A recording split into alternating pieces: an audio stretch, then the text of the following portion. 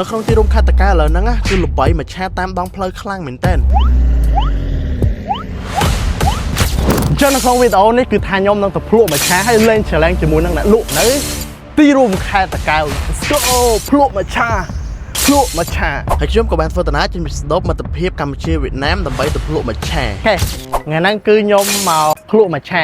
លេង challenge មួយខ្ញុំអត់ហ៊ានលេងអត់បើសិនជាឈ្នះខ្ញុំជួយទិញកាហ្វេមួយកែវពេលណាមួយឆាមួយឆាតែបើសិនជាចាញ់ខ្ញុំដឹងមុនទៀតខ្ញុំសួរមួយតើប្រាសាទព្រះវិហារស្ថិតនៅក្នុងខេត្តណាព្រះវិហារច្បាស់ណាហើយចឹងធ្វើមួយឆាមួយលក់មួយឆាប៉ុន្មានថ្ងៃអី3ឈ្មោះអីចាំស្អីហួយហ៊ានឆ្នាំទីប៉ុន្មានអីតំចប់ទី12បានទេអីបានសេ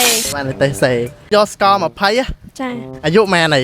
18ហើយមួយឆានេះគាត់បានដាក់ឈ្មោះឲ្យថាមួយឆា by Gen Z ហើយមើលទៅគាត់ដូចជាជំនាញខ្លាំងមែនតើរហូតដល់ថ្នាក់ខ្ញុំគិតថាខ្ញុំចង់ខ្លាយទៅជាលោកមួយឆាដែរ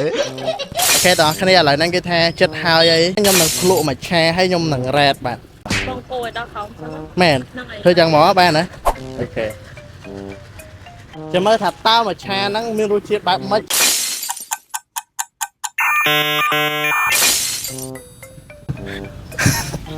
កន្លែងសួរបងមកថាពី1ដល់10រ៉េតឲ្យមែនអូខេបង1ដល់10រ៉េតឲ្យមែនមិននិយាយទៅពី1ដល់10រ៉េតឲ្យមែនអត់ទេនិយាយមើលកាមេរ៉ាអូខេមើលកាមេរ៉ាមកពី1ដល់10រ៉េតឲ្យមែនយ៉ាចាញ់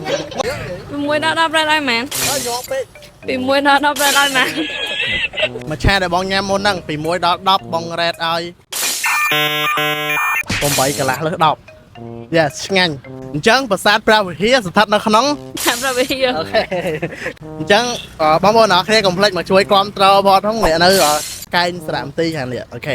យ៉ាប៉ណ្ណឹងគុណច្រើនយ៉ាឥឡូវខ្ញុំមកភ្លក់មួយឆានៅនេះម្ដងលក់ដាច់អត់អូខេថ្ងៃនេះខ្ញុំមកភ្លក់មួយឆាលេង challenge អត់បើសិនជាចាញ់ខ្ញុំមួយឆាហ្នឹងអត់គិតលុយទេខ្ញុំគិតថាមិនបាច់លេងមួយគាត់ទេព្រោះមិញលេងមួយគេច្រើនមែនតើឥឡូវធ្វើមួយឆាមួយហើយចាំដាក់បន្ទុកឲ្យអូខេទីបំផុតមួយឆាបានហើយតំណងអាគ្រឿនេះឡើងតំណងមកប៉ុន្តែខ្ញុំគិតថាមួយឆាហ្នឹងខ្ញុំអត់ចង់ភ្លក់ទេខ្ញុំមកអ៊ីជាតាហ្មងអូខេណែខ្ញុំជូនអត់មានពាក្យជូនពរខ្ញុំទេជូនពរលក់ឲ្យអស់អូខេជូនពរលក់ឲ្យអស់យ៉ាអូខេតោះចាអញ្ចឹងអាចនឹងឃើញវីដេអូរបស់ខ្ញុំនៅខេត្តតាកែវច្រើនមែនតើអីពួកខ្ញុំនៅខាំប្រេកបួយនៅក្នុងទីរួមខេត្តតាកែវអូខេដល់គ្នាខ្ញុំដើរមកឆាពីអ្នកដុល្លារមួយថ្ងៃវិញខេត្តហើយអត់ឃើញទេមុនហ្នឹងមិនឃើញក៏លក់នៅចិត្តគ្នាយ៉ាឥឡូវបាត់គាត់បាត់ណែអាគ្នាក្រោយពីខ្ញុំរកគាត់ឲ្យរយៈពេលយ៉ាងយូរហើយខ្ទង់20នាទីមកហ្នឹងមិញឥឡូវមិនអត់តាន់យកពេលខ្ញុំនឹងទៅជួបគាត់ដៃបងថតវីដេអូភ្លក់មួយឆាអត់អីទេណាអត់អីអូខេអត់អីចង់លេង challenge មួយលេងមួយខ្ញុំអត់បើសិនជាឆ្លើយត្រូវខ្ញុំជួយទិញមួយឆាមួយកែវបើសិនជាឆ្លើយខុសមួយឆាហ្នឹង free ហ៊ានលេងអត់អូខេឥឡូវក៏ហ៊ានលេងសំណួរដែរហ្មងទៅតើប្រាសាទព្រះវិហារស្ថិតនៅក្នុងខេត្តណាធប់ស្ថិតនៅក្នុងខេត្តណាឥឡូវខ្ញុំឲ្យឱកាសម្ដងទៀតតើប្រាសាទព្រះវិហារស្ថិតនៅក្នុងខេត្តណាព្រះវិហារវិញប៊ីបានមួយឆាមួយកែវធ្វើមួយឆាមួយកែវស្ករ20ឥឡូវខ្ញុំធ្វើការភ្លក់មួយឆាសិនថាតើឆ្ងាញ់មែនទេរយ